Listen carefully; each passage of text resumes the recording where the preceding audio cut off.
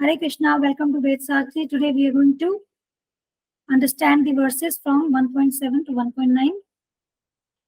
We are presenting to you series of sessions on verse by verse understanding of Bhagavad Gita. We are sorry we could not post videos for past few days because we were busy in the Janmashtami Seva. Now we'll try to be more regular and provide you the videos on regular basis. Bhagavad Gita 1.7. अस्माकं तु विशिष्टा ये तान्निबोधद्विजोत्तमा नायका मम सैन्यस्य संज्ञार्थं तान् ब्रवीमि ते अस्माकं तु but विशिष्टाः especially powerful ये who तान् them nibodh just take note of or be informed द्विजोत्तम O best of the brahmanas नायकाः captains mama my sanyasya of the soldiers sangyartham for information tan them bravimi I am speaking te to you. Translation. But for your information, O best of the brahmanas, let me tell you about the captains who are specially qualified to lead my military force. Bhagavad Gita 1.8. Bhavan bhishmascha karnascha kripascha samitinjayah Ashwathama vikarnascha somadattis tathaivacha. Bhavan, your good self. Bhishmaha, grandfather Bhishma. Cha, also. Karnaha, Karna. Cha, and.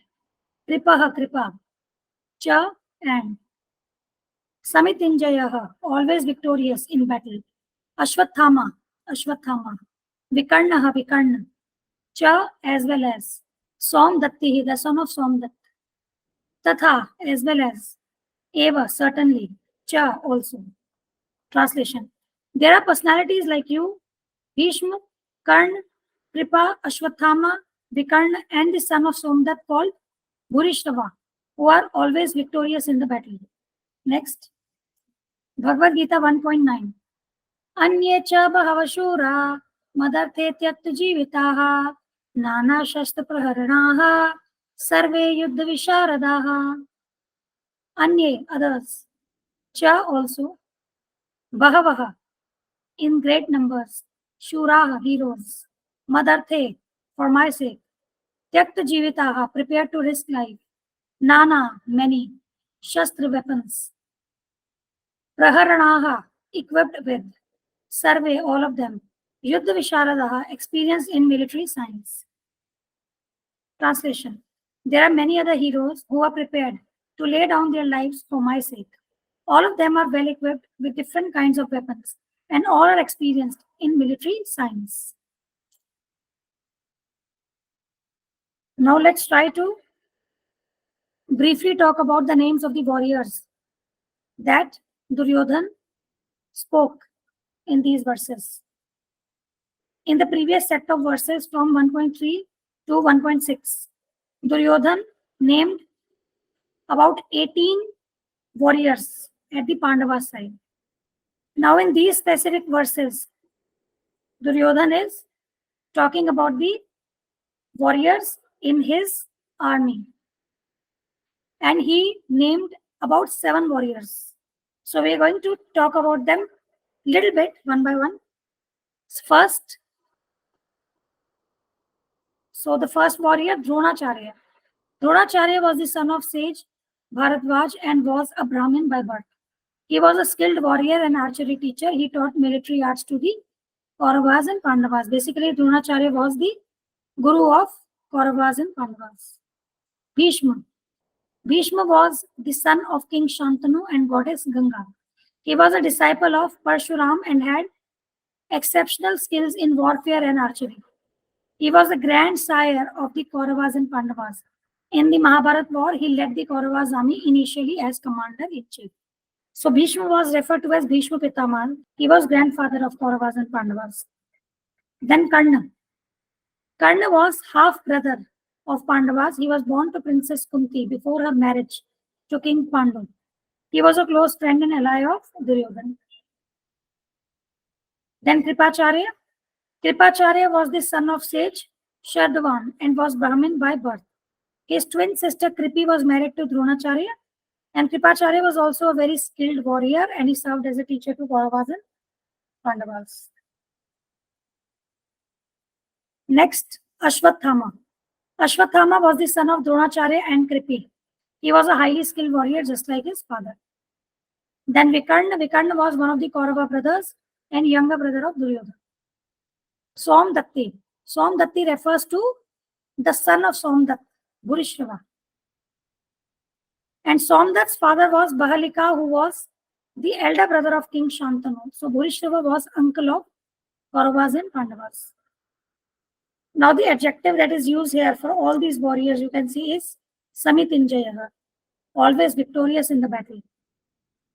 In the Bhagavad Gita commentary by Srila Baldev Vidyabhushan and Srila Prabhupada, there is mention of 3 more warriors in purport to Bhagavad Gita 1.9. Jayadratha, Kritvarma and Shalya. So Jayadratha was the king of Sindhu kingdom and the husband of Dushala, the sister of Kauravas. And Kritvarma was a Yadav warrior and he fought from the side of the Kauravas. And Shalya was the ruler of Madra kingdom. He was the brother of Madri, the mother of Nakul and Sahadev. So he was maternal uncle of Pandavas, but he was tricked by Duryodhana and brought into Kauravas' army. Now let us try to understand these verses from the Dua perspective, discover, understand and apply.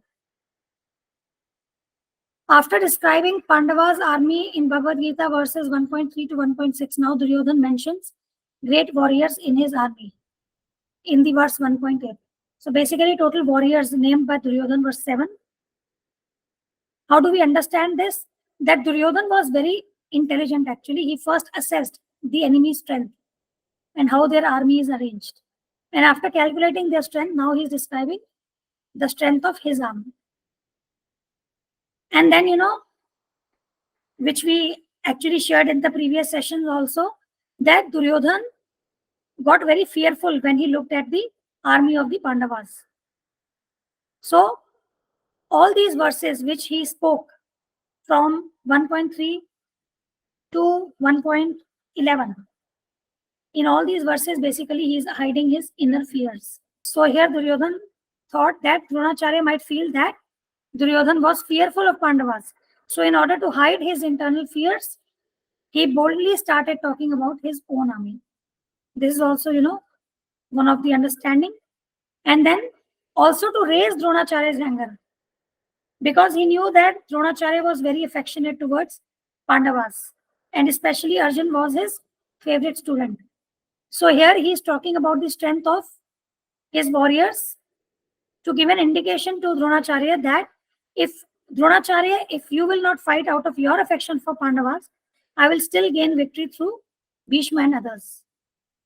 And here also, one thing to be noted here is that Duryodhana uses the term Samitinjaya for all these warriors. So always victorious in the battle. Samitinjaya means always victorious in the battle. He is unable to understand that where there is Krishna, there is victory. In spite of the strength and courage of the warriors at his side, victory will be with the Pandavas' side because there is Krishna, there is righteousness, dharma there. How would you apply this? First, we must not be disrespectful towards our guru and elders, because we can see from the very first verse, that is verse 1.3, when Duryodhana starts talking to Dronacharya, he is being disrespectful, he is being offensive. So we must not be disrespectful towards our guru and elders. And then we must not be envious of Krishna and Krishna bhaktas. Next, Bhagavad Gita 1.9. Anya che bahavashura madarte tyakta jivita. There are many other heroes who are prepared to lay down their lives for my sake.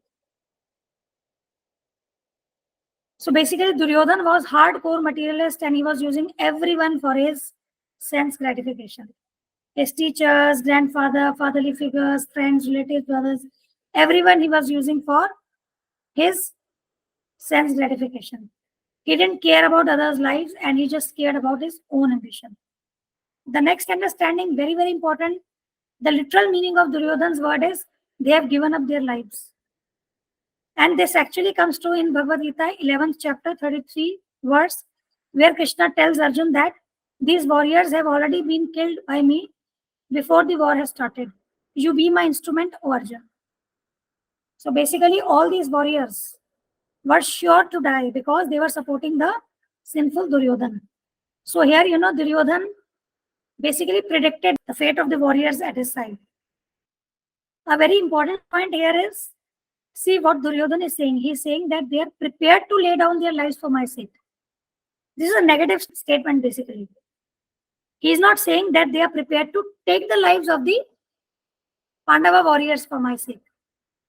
Now next is that Duryodhana is using the word mad arthe here, which means for my sake. In Bhagavad Gita chapter 12 verse number 10, Krishna also uses this word I have quoted here. Mad artham api karmani kurvan siddhim avapsyasi. So here Krishna is telling Arjuna, just try to work for me, because by working for me, you will come to the perfect stage. Now, how do we understand this is that, demoniac people like Duryodhana try to become like God and exploit other living entities for their selfish interests. Whereas every living entity, the constitutional, position of every living entity is that they should work for Krishna to attain the perfect stage. Application. We should not be selfish and should not exploit others. Next, we must walk on the path of dharma. And how do we know what dharma is? We need to approach a bona fide spiritual master in the line of disciplic succession and then try to understand what dharma is. And then follow the path of dharma. Next, our goal of life should be to engage in Krishna Bhakti. Bhakti means loving devotional service. Just like Arjuna and Pandavas, they were engaged in Krishna Bhakti. And this engagement in Krishna Bhakti bestows us perfection. And if we do not engage in Bhakti, then we will have to serve Maya. So Maya could be in the form of satisfying our senses or satisfying the senses of our so-called relatives in this material world. Just like, these kings who engage themselves in gratifying the senses of Duryodhana. Next, Nana Shastra Praharaha Sarve Yuddha Visharadaha. All of them are well equipped with different kinds of weapons and all are experienced in military science. Now Duryodhana was very confident of his victory on account of the combined strength of his friends and relatives. And he used the word Yuddha Visharad, means expert in fighting. But actually, if we see the result of this war, none of these warriors returned home. All were killed in the battle. And what is the reason? Because all these were demoniac kings. They were not ruling their kingdoms according to the Vedic injunctions. The military strength should be used for ruling a kingdom, and it should not be misused for aggression against others' kingdom. So here, military strength for self-aggrandizement is demoniac. Now, how do we apply this? We must not misuse our resources, power, position, intelligence, capability, etc. for exploiting others.